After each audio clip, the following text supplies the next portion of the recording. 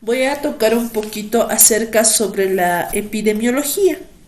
Ya, entonces podemos decir que este cáncer de pulmón es una enfermedad poco común antes del decenio de 1900. En general, por desgracia, en muchas zonas del mundo, en particular en países con desarrollo, el consumo de cigarrillo va aumentando y junto a ella la incidencia de cánceres de pulmón. Aunque el tabaquismo permanece como la causa principal de cáncer pulmonar en todo el mundo, casi el 60% de los nuevos cánceres en Estados Unidos ocurre en exfumadores, ¿ya? Entonces podríamos mencionar que la epidemiología, decir que el cáncer pulmonar es la causa más común de muerte por cáncer en varones y mujeres. Ya sea en el año 2013 se ha establecido que el diagnóstico de cáncer pulmonar en Estados Unidos es más de 225.000 individuos y más de 150.000 individuos fallecieron por la enfermedad. Entonces, tras definir, podríamos decir que en este cuadrito, que también lo van a encontrar en lo que es el libro, podríamos definir que cáncer, en una definición histológica tradicional, el cáncer pulmón microcítico es un 15%. Vamos a habilitar un momentito, acá está. Vamos a habilitar el puntero. Muy bien. El cáncer pulmonar microcítico va a dar un 15%, el cáncer pulmonar no microcítico va a dar un 85%, los adenocarcinomas va a ser en un 40% y los carcinomas epidermoide va a ser 30% y un carcinoma macrocítico va a ser un 13%. Si se dan cuenta acá, aquí hay los adenocarcinomas, que es un 40%, los microcíticos, que van a ser un 15%, los macrocíticos, que van a ser alrededor del 13%, y los epidermoides, que van a ser alrededor de un 30%. Acá está. Y ya habíamos mencionado sobre la epidemiología que el cáncer del pulmón es el más frecuente y letal, va a representar el 15% de todos los cánceres. Anualmente se va a diagnosticar 1.1 millón de casos nuevos y más en 1 millón de pacientes mueren por esta enfermedad. Menores de 40 años es raro. Menores de 80 aumenta la incidencia, la epidemiología. Y 80 años va a disminuir, o mayor a 80 años disminuye. 1 de cada 13 varones y 1 de cada 17 mujeres tiene riesgo de desarrollar un carcinoma pulmonar a lo largo de su vida.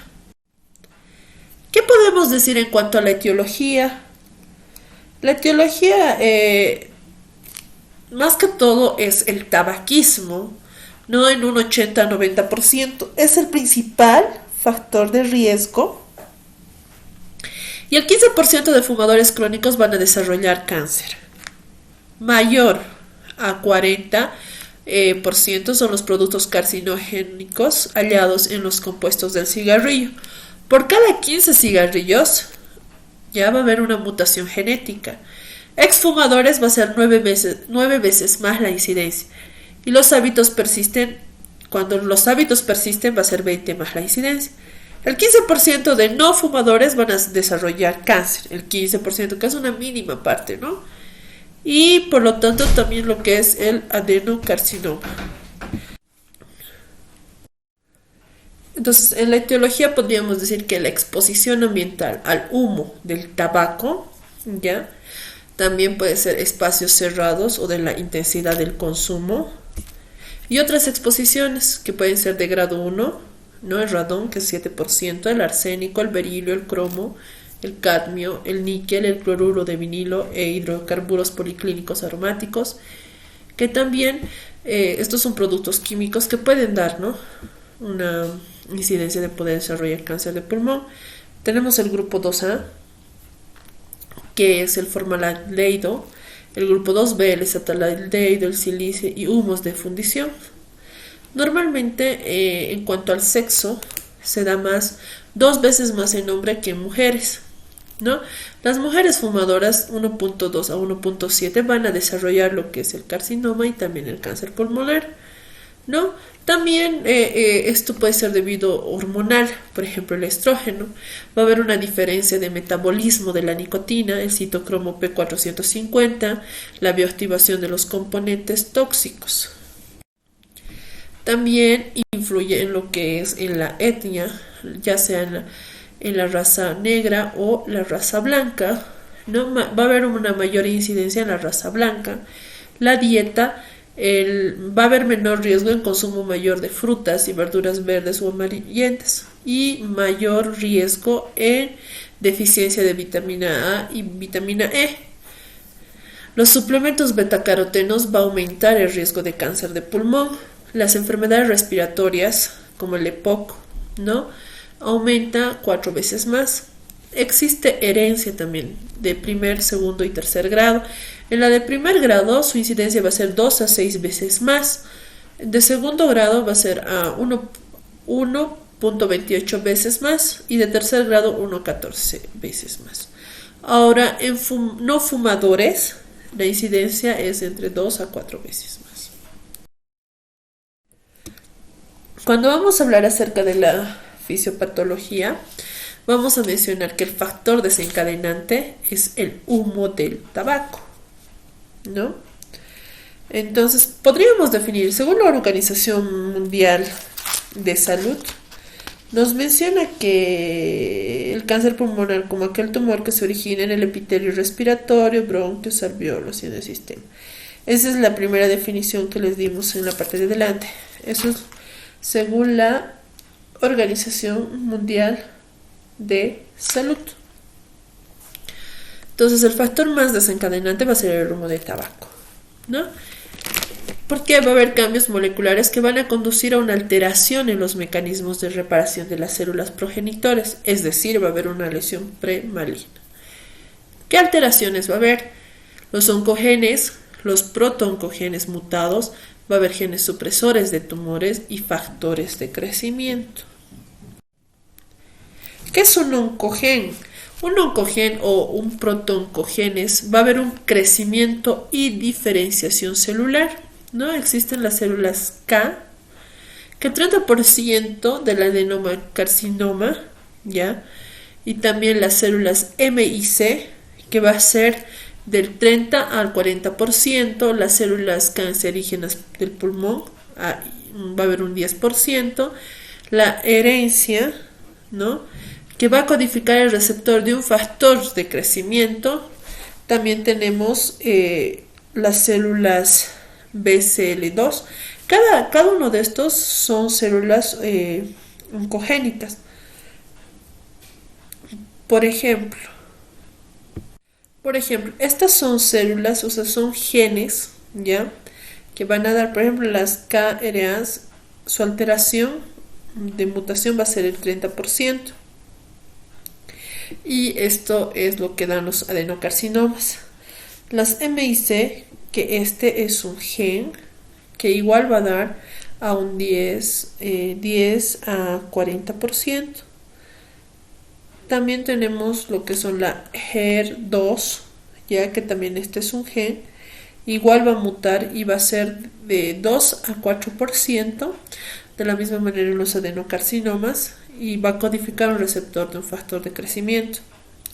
Las BCL2, estas BCL2 también es un gen que igual va a codificar una proteína que inhibe la apoptosis.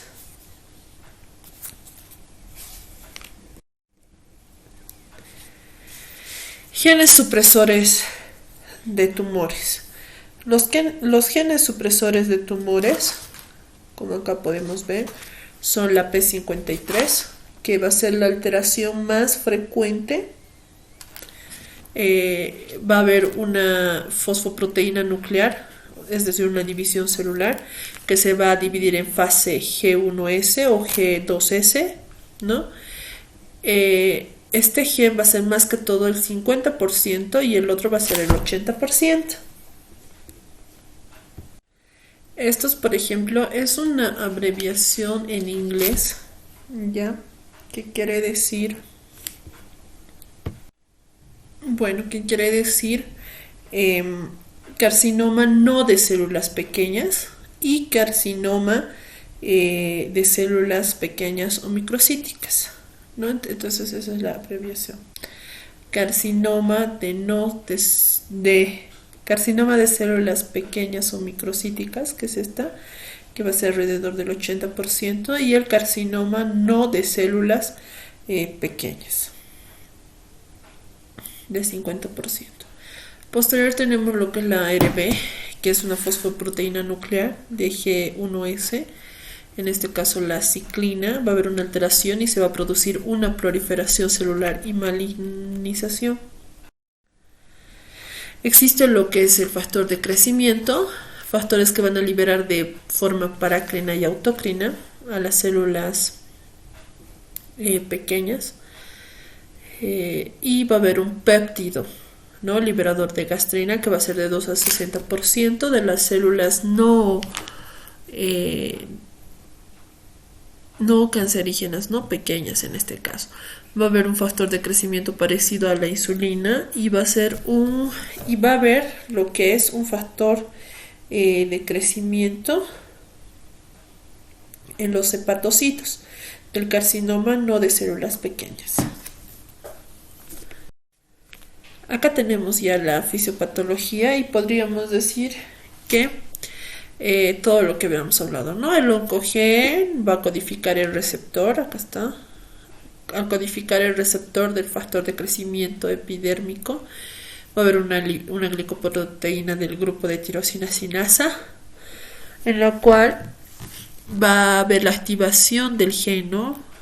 Va a iniciar la autofosforilización del receptor y acaba produciendo la proliferación, tanto sea del ciclo celular. Y la sobreexpresión del gen, ¿no? Es más frecuente en el carcinoma no de células pequeñas. En la epigenética podríamos decir que los cambios heredados en la expresión genética que no conlleva la alteración en la secuencia del ADN, va a haber una metilación de ADN, va a haber cambios en la cromatina y va a haber alteración en los microARN. Entonces, cuando vamos a hablar de una clasificación histopatológica, podríamos decir que se van a dividir en carcinoma escamoso, adenocarcinoma, carcinoma de células grandes y carcinoma de células pequeñas.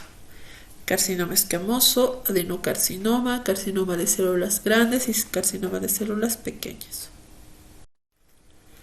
El carcinoma escamoso. Este carcinoma escamoso va a ser el 30% de los tumores malignos del pulmón, más común en varones. El 90% va a ser en fumadores. Los bronquios principalmente con crecimiento lento. Va a haber una presencia de queratinización celular de desmosomas. Va a haber la presencia de infiltración linfoplasmocitaria y células histocitarias gigantes. Aquí están las células, ¿no? Gigantes, multinucleadas con varios núcleos. Va a haber 4 subtipos. En estos 4 subtipos van a estar la papilar, las células pequeñas, las células claras y las basaloides. Cuando vamos a hablar de adenocarcinoma va a ser de un 35 a 50%. Igual entre hombres y mujeres. Se va a desarrollar en la periferia del pulmón. Acá está. Va a haber la formación de estructuras glandulares atípicas con formación de moco. Y las carcinomas de células grandes, esta va a ser alrededor de 5%. Va a haber tumor de células grandes con abundante citoplasma, sin diferenciación escamosa o glandular ni evidencia de secreción de moco. Aquí están, ¿no?, las células neoplásticas con núcleos pleomórficos, sin diferencia de la córnea glandular. La tinción va a ser la hematoxilina. Y las carcinomas de células pequeñas, que va a ser alrededor del 20%, va a derivar de las células basales del tipo neuroendocrino con células de Kulczycki, ¿no? Y suele ser de localización central y se va a asociar con frecuencias adenopatías mediastínicas. Estas células son redondas o ovales de pequeño tamaño, escaso citoplasma y núcleo hipercromático, que se va a asemejar a linfocitos con abundante mitosis y presencia de necrosis. Aquí existe un grupo de células neoplásicas pequeñas, que el centro necrótico y de aspecto linfocitoide. Casi el 50% de los pacientes diagnosticados con cáncer de pulmón se van a presentar con enfermedad localmente avanzada o enfermedad metastásica al momento del diagnóstico. La mayor parte de ellos van a tener un cuadro inicial que comprende signos, síntomas y anormalidades en laboratorio que pueden atribuirse a la lesión primaria y a la proliferación local del tumor, a invasión y obstrucción de estructuras vecinas.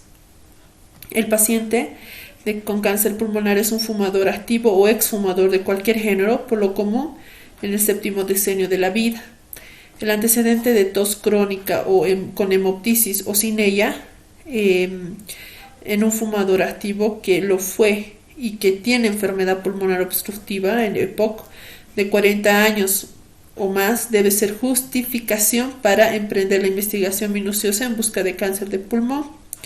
La neumonía persistente son signos, es decir, no está si ha habido neumonía o hay neumonía sin signos generales que no mejoren con ciclos repetidos de antibióticos, también debe ser un motivo para emprender una valoración en busca de la causa primaria oculta. El cuadro inicial de enfermos con una neoplasia central o endobronquial primaria puede incluir tos, hemoptisis, sibilancias, estridor, disnea, o puede ocasionar dolor por afección de la pleura o de la pared torácica.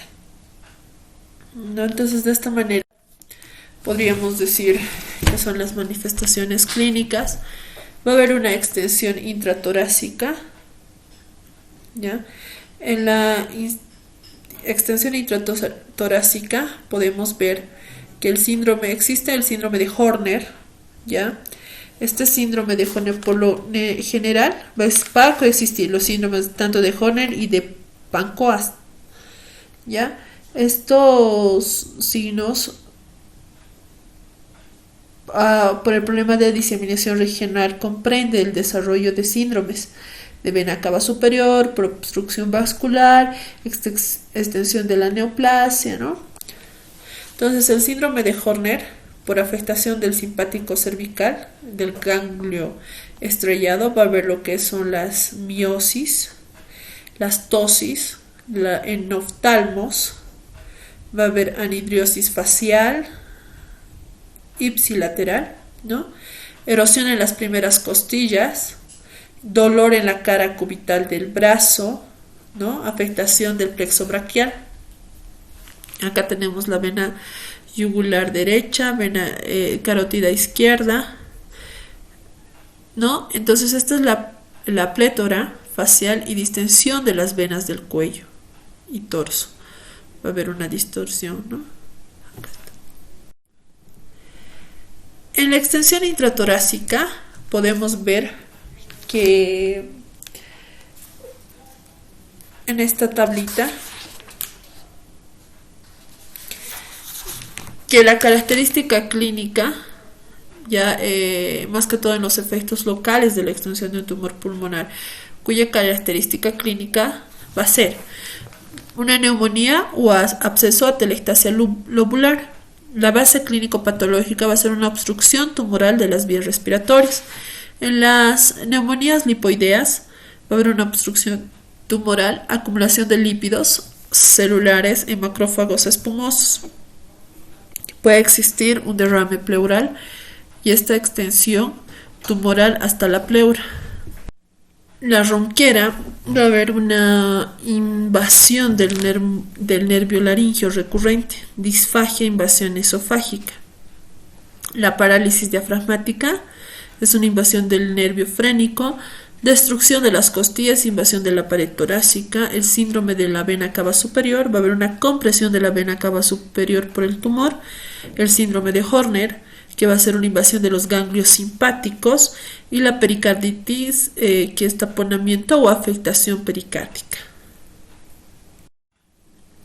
Esta extensión extratorácica del 30 a 40% en carcinomas no celulares, carcinoma no celular de células pequeñas, y el 60% en carcinoma de células pequeñas de pacientes que tienen metástasis al diagnóstico.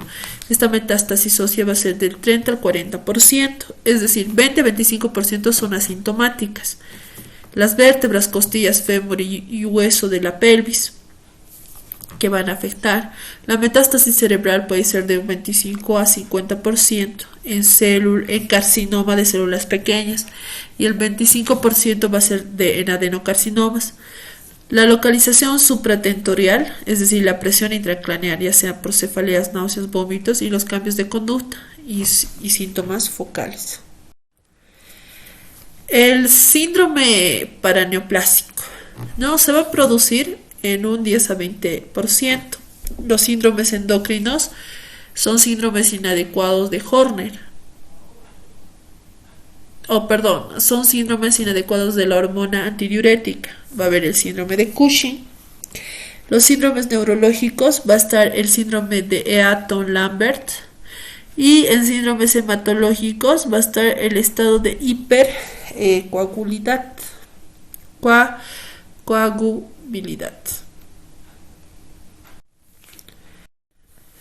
Síndromes paraneoplásicos. Estos síndromes paraneoplásicos son las manifestaciones generales.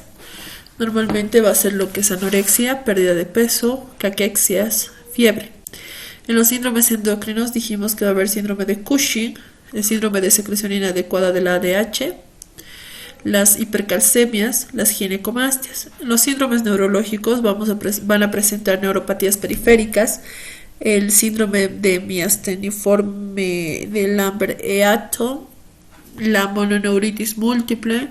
En síndromes hematológicos va a haber anemia, policitemia, reacción leucoeritroblástica, la trombocitosis y la eosinofilia. En las coagulopatías va a haber esta ya es cuando está muy muy grave, ¿no? La coagulación intramuscular diseminada, los síndromes de hipercoagulabilidad, las endocarditis trombóticas no bacterianas. Va a haber en el síndrome esquelético va a haber la acropaquia, la osteotropatía hipertrofiante, y en síndromes cutáneos, hipertricosis lanuginosa, el eritema giratum repens, las acrokeratosis, enfermedad de Bathex, ¿no? El prurito y urticaria.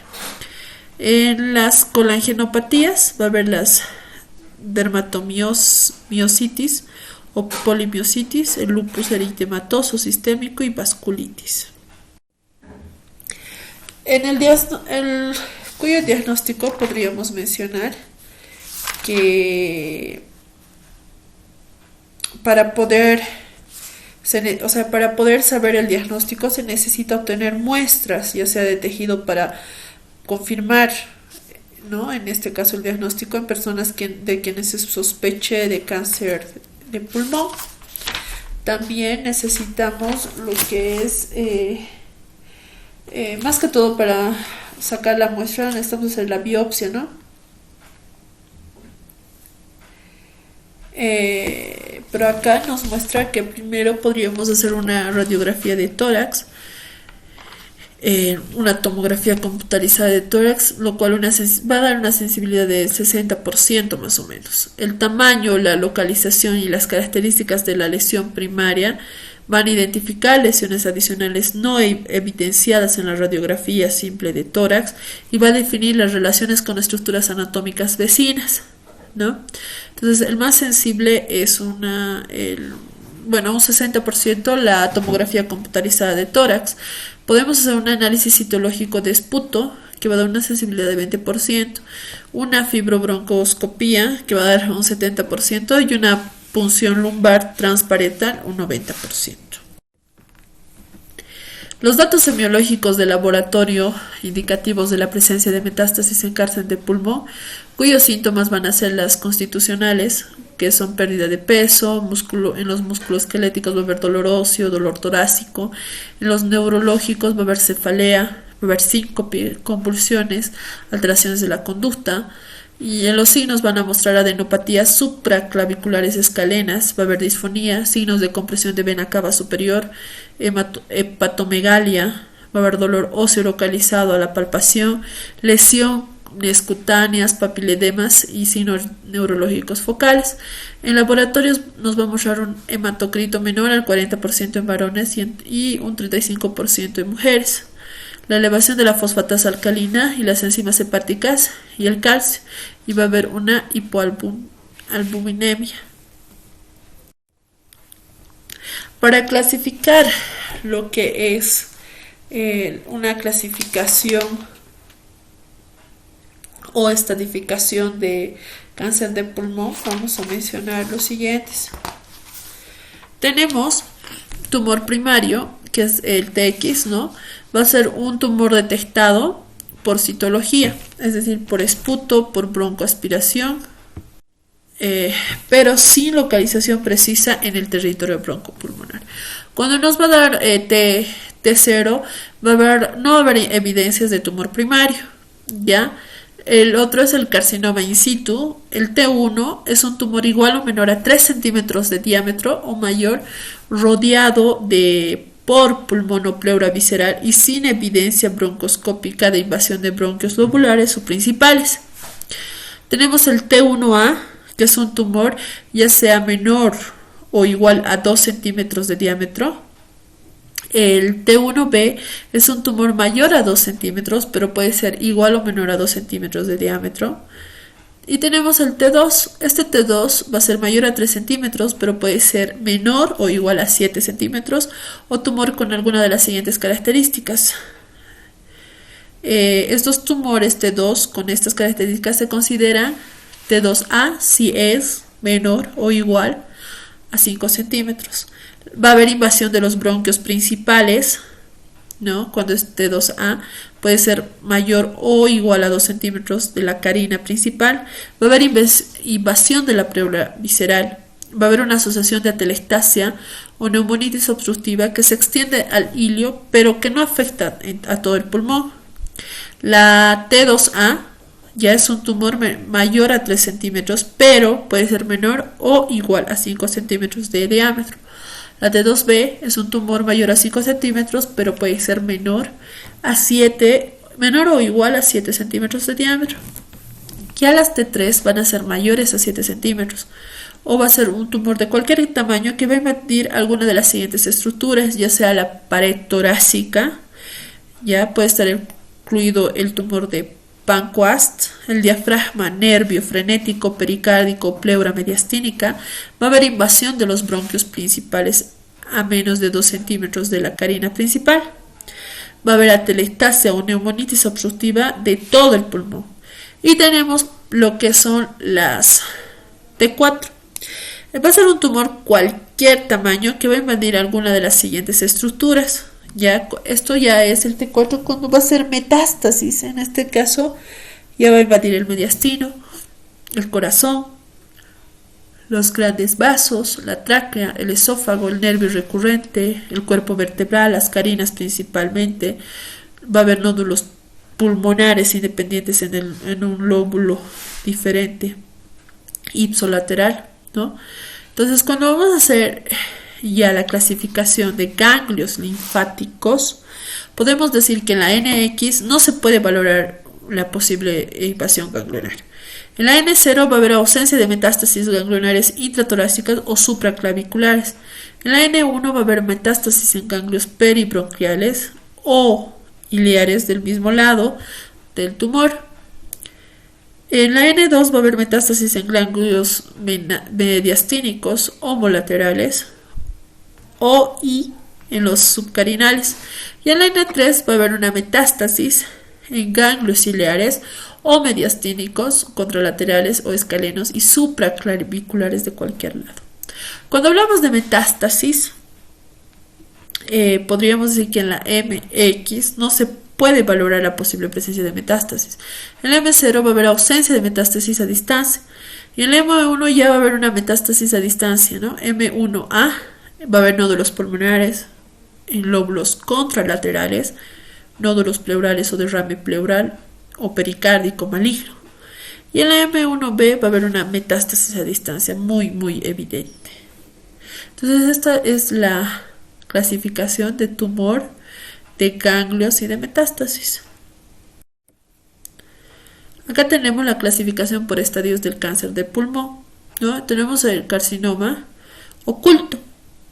Ya en este caso, en el carcinoma oculto, tumoral no va a haber, ganglios no va a haber, metástasis no va a haber. En el estadio 0, ya en lo que es en la categoría de tumores, sí, no va a haber en la categoría de ganglios y metástasis tampoco. Y así sucesivamente este va a ir clasificando en qué estadio se va a encontrar, estadio B y ya. Y esto lo podemos relacionar con el anterior cuadro, ¿no? Entonces es necesario memorizar para poder correlacionar con el anterior cuadro y poder evidenciar mediante ya sea estudios de gabinete, estudios laboratoriales, para poder ver en qué estadio está, ¿no? El cáncer de pulmón. Esta escala de World Health Organization ya es una corporación oncológica, un grupo oncológico. Podríamos decir que el estado 0 va a ser paciente activo capaz para cualquier actividad sin restricción.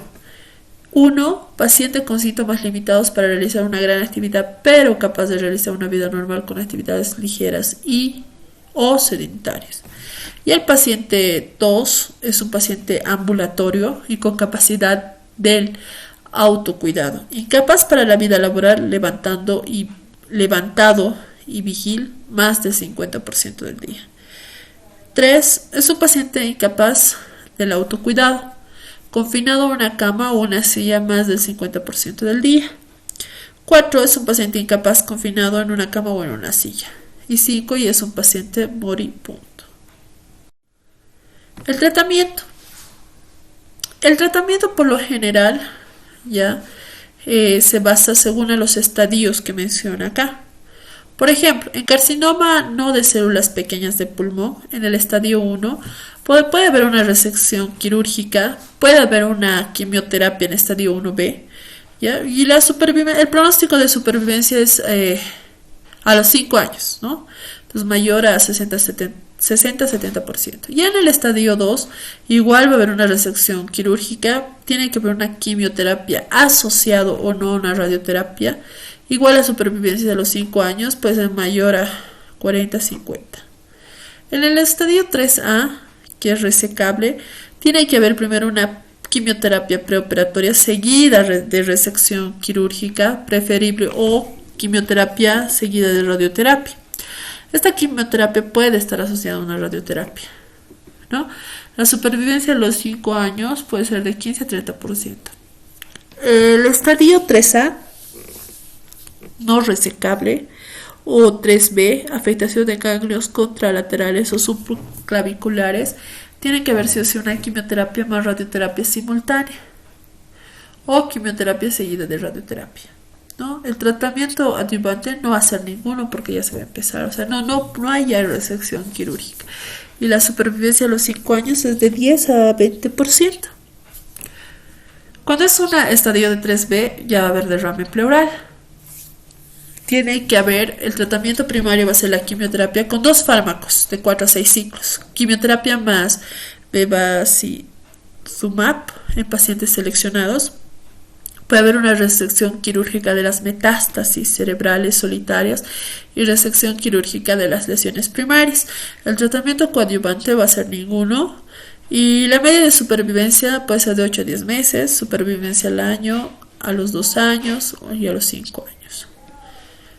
En el carcinoma de células pequeñas de pulmón, la enfermedad es limitada, es decir, tiene que haber quimioterapia más radioterapia simultánea, no va a haber ningún tratamiento coadyuvante, la supervivencia de los 5 años es de 15 a 25. En las enfermedades extensas tiene que verse quimioterapia y la supervivencia de 5 años es menor al 5%. Todos estos son los regímenes quimioterapios, van a incluir lo que son los cisplatino o carboplatino. Ya el segundo fármaco utilizado como parte de este régimen puede incluir el etoposide o el paclitaxel o el docetaxel o vinorelbina, la gemcitabina o irinotecan. ¿No? Y las radioterapias craneales profilácticas se recomiendan en todos los pacientes con respuestas completas al tratamiento inicial. Y podemos mencionar también que entonces podríamos decir que en resumen, para pacientes con enfermedades en etapas iniciales, los avances en las radioterapias y en los procedimientos quirúrgicos, así como los nuevos tratamientos sistémicos, han mejorado en gran medida el pronóstico de ambas enfermedades. Para pacientes con enfermedades avanzadas, el principal progreso es la comprensión de la genética tumoral, lo que ha llevado al desarrollo de inhibidores dirigidos con base específica en el perfil molecular del tumor. Además, el incremento en las comprensiones de cómo activar el sistema inmunitario para estimular la inmunidad antitumoral está mostrado ser una estrategia terapéutica promisoria para algunos pacientes con cáncer pulmonar, en este caso que se han avanzado. Sin embargo, la realidad es que la mayor parte de estos pacientes sometidos a tratamientos dirigidos o quimioterapia finalmente desarrollan resistencia, lo que va a proporcionar fuertes motivaciones para la investigación y para la inclusión de pacientes en estudios clínicos en esta área de evolución con rapidez, ¿no? Entonces podríamos mencionar que tendríamos que atacar directamente lo que es el sistema inmunitario, reforzar el sistema inmunitario, pero muchos de estos pacientes crean resistencia, lo que hace que la supervivencia sea más baja en este caso. Todo también dependiendo del estadio en que encontremos, ¿no? Para poder tener una supervivencia con mayor porcentaje. De esta manera hemos concluido lo que son las neoplasias de pulmón. Te invitamos a que puedas leer el libro para poder correlacionar y aumentar también tus conocimientos. Muchas gracias. Luego de esto seguimos con el tema de cardiopatías isquémicas.